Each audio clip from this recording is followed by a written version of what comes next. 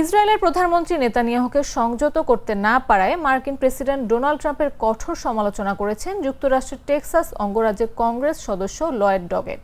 কাতারে ইসরায়েলের হামলার পর তিনি এই মন্তব্য করেন। ডগেট তার এক্স অ্যাকাউন্টে লিখেছেন, নেতানিয়াহু যুদ্ধ বন্ধ করার ব্যাপারে একদমই আগ্রহী নন। তিনি আরও বলেন, তাকে সংযত করার জন্য ট্রাম্প খুবই দুর্বল। একই সঙ্গে এই অঞ্চলের অংশীদারদের সঙ্গে আমাদের নিরাপত্তা নিশ্চিত করার ক্ষেত্রেও ট্রাম্প খুবই দুর্বল।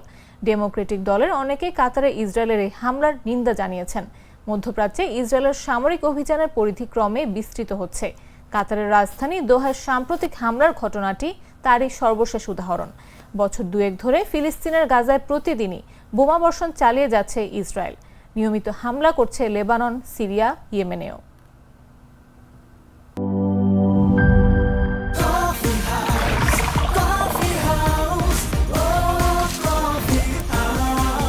কফি হাউস, প্রতি চুমুকে আড্ডা জমে।